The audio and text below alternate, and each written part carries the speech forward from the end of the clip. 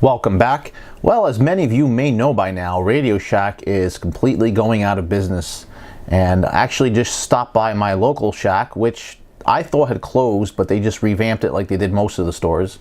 And there's actually a large sign that was out there this Sunday that was saying it was closing in 9 days and everything must go, including store fixtures. So I took a whim and decided to go in there, and as I get closer to the door I realized it said items up to 80% on sale. So I said, hey, well, you know, we'll see what we can find in there. And I would say maybe about 25% of the store was left. The whole cell phone section was completely cleaned out. All the TVs and hi-fi equipment, all that stuff was gone. You had like a few cell phone charging devices kind of left. There was a lot of batteries left. And whatever DIY stuff, for example, the big racks with all the little bins of resistors and stuff like that, they were completely cleaned out. As a matter of fact, there was a sold sticker on the whole rack. Somebody bought the entire thing. And I happened to notice, though, there was a section of some DIY kits and just a little bit of stuff like that. So, of course, I said to the wife, I gotta pick up something. I mean, you know, there might not be a chance to ever see this stuff again, especially at the prices I got this stuff for. So without any delay, I'll get into this. And by the way, since the last video, I did manage to fix the zoom on my camera here. First thing we have is this mini amplifier speaker system. And it has a built-in speaker, microphone input, and a headphone jack. And it uses 1/8 inch or 3.5 millimeter jacks. Of course, this is mono, there's only one speaker. And it's meant to be used as a little miniature microphone amplifier. So you could use this, you know, like if you're doing a speech in front of a small group of people, instead of trying to talk loudly, you can just plug into this and it would work. I picked it up more for, well, it was so cheap. I got this for $6 and it's normally 20 bucks. It runs off a 9-volt battery, and I wanted to see exactly how this thing worked to boot. You know, I figured it'd be a good thing to tear down or maybe modify into something else. My brother does cosplay, so maybe we can integrate this into a helmet or something if you needed to. Then there's a variety of different things this could be useful for. We'll take a look at some of the specs here. It's a 200 milliwatt power output at a 16 ohm load. And you could hook up an external speaker to this if you want, or like I said, you could hook up a headphone to it if you really want to and use it as a headphone amplifier. But again, it's going to be mono, so I'm not sure how useful that would be. But yeah, I mean, I thought it was pretty interesting. So we'll just take a quick poke at the inside of this. See, there's the input at the top, the external speaker at the bottom, 9-volt little input in the side over here. I'm not sure off the top of my head what size that is. It looks smaller than the standard 5.5 millimeter input. And it is positive in the center, so that's a good thing. It's got the switch and the volume knob over here. And well, let's see if I can grab a screwdriver over here. We'll quickly pop it open and see exactly what's inside this thing. I'm thinking it's going to be a little single chip. Yeah, actually it is. And it's a 386D, so I'll have to look up the specs to see exactly what that is. There's a couple different ones. I know the LM386, there's a -1, -2, whatever, and it just has a different power output. So I'm not sure what the letter designation is. But if you look, it actually is JRC, Japanese Rectifier Corporation. So it's probably a pretty decent chip that's there. And yeah, it does have a 16 ohm 0.5 watt speaker in here. And the rest of it's all just passive components. There's a little transistor there. And there's several, yeah, actually exactly 7 electrolytic capacitors. Looks like 3 resistors and 2 ceramic capacitors there. So pretty simple build. I'm sure it's a one-sided board. We'll do a complete teardown on this in another video as a little mini project. Definitely something to be fun to look at later on. But yeah, you know, it may or may not have some immediate uses, but for $6, it's definitely going to come in use sometime down the road. If anything, for the parts, you really can't go too wrong. So we'll pop this off to the side over here. The next one I picked up is a relay shield for Arduino, and this is from Seed Studio. And it says it's a flexible add-on for your Arduino.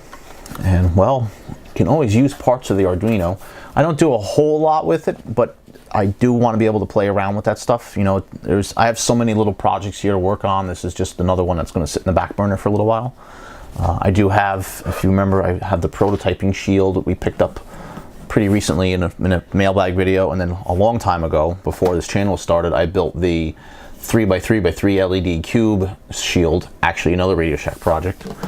And of course my Arduino Uno is actually mounted in an acrylic case.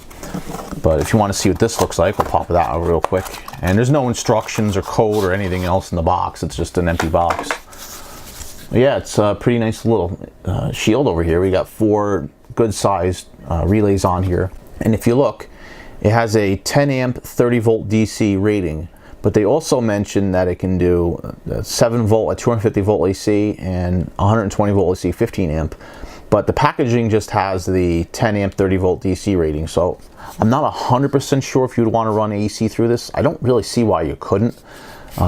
This is a very similar to the little remote control kit that we looked at in the mailbag episode, where it had 4 relays and then it had the little outputs here. And there's normally open, normally closed, and a common. So you would, in the DC situation, you'd have your positive voltage coming into the middle pin over here, and then your output voltage on either normally open, normally closed, and then the Arduino would switch the relays, actual contacts in here on through a coil. And I'm not sure what pin those are tied to. We'll have to experiment with it, or maybe look at some coding online.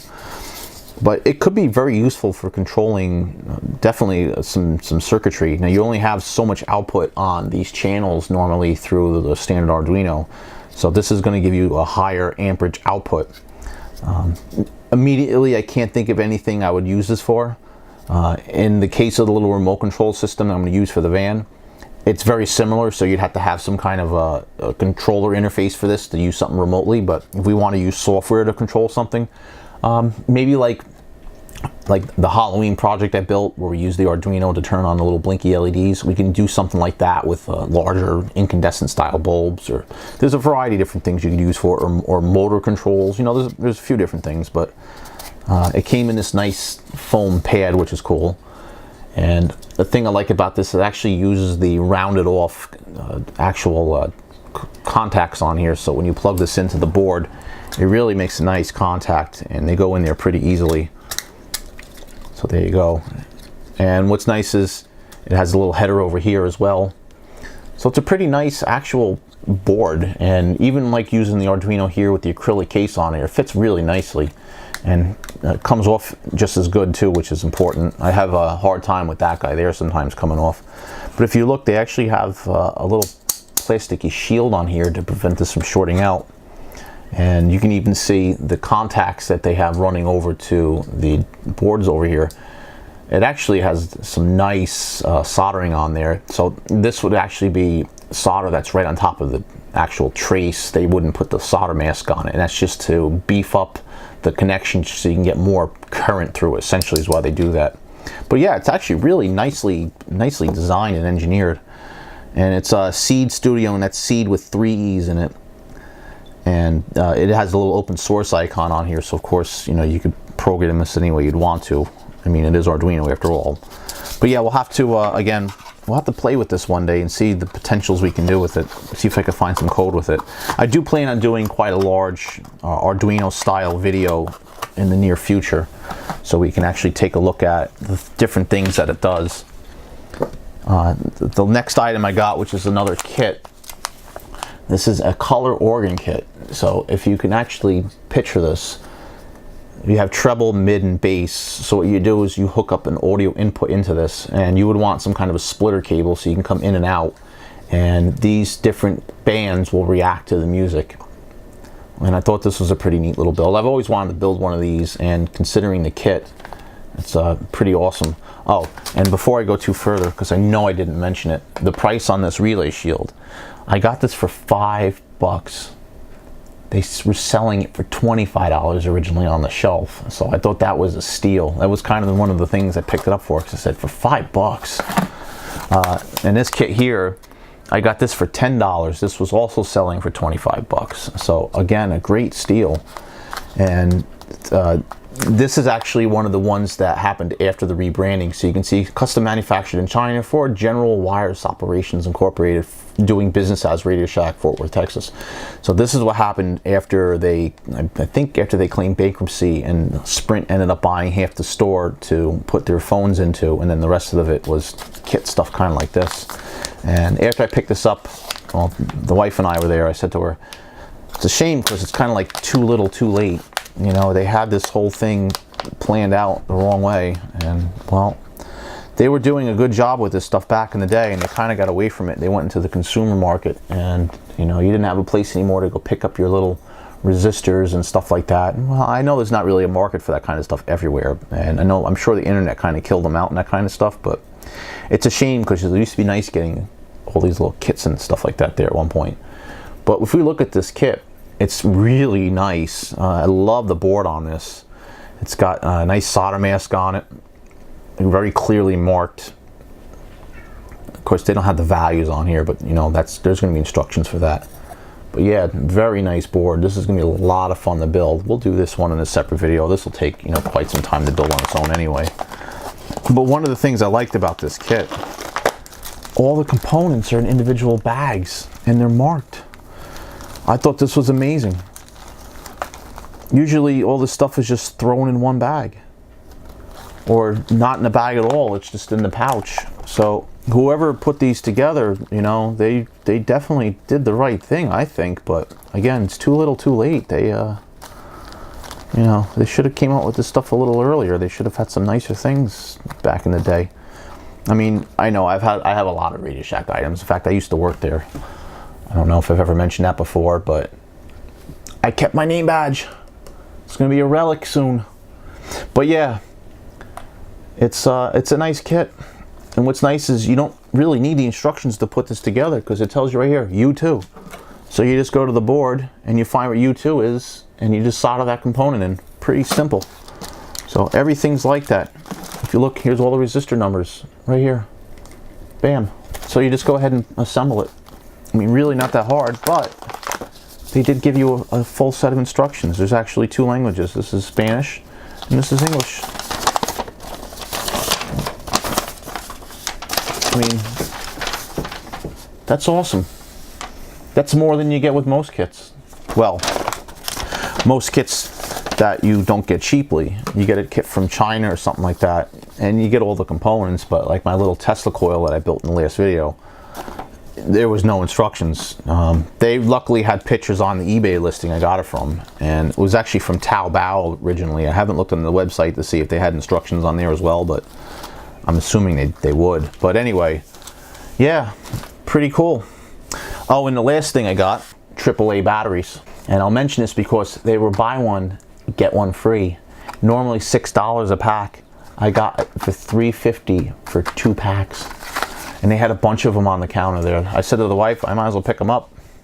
And the guy says, oh, I think they're buy one, get one free as a matter of fact. Beep, yep, buy one, get one free. Might as well get 2. I mean, it's free, right? But yeah, I thought pretty good steal. All in all, it was just about less than 30 bucks, including the tax on the stuff. And well, that was Sunday. It was 9 days left. I'm recording this right now on Wednesday. So I'm not sure what'll be left. They had a few more kits like this. In fact, this particular one, they had a whole hook of them, like one of those pegboard hooks. The whole thing was stuffed with them. And they had ones like water level sensors and like electronic dice kind of things. This one seemed like the most intriguing to me. I didn't have a whole lot of money to spend on it. Maybe I might take a ride back there in the next day or two just to see what's left. I had the itching to buy a bunch of these and perhaps maybe flip them on eBay or stuff like that. I just don't have the extra cash right now to do that kind of stuff. But anyway, that's really all I had to add for this particular video at this point. So I want to thank you guys for watching. I'm going to put some links up to some other videos in the screen here you can check out. Don't forget to subscribe to me if you're not already subscribed. And also check out the PTS Extras channel, which I'll have some extra content which doesn't necessarily fall into the theme of this general channel. Anyway guys, thanks. We'll see you next time.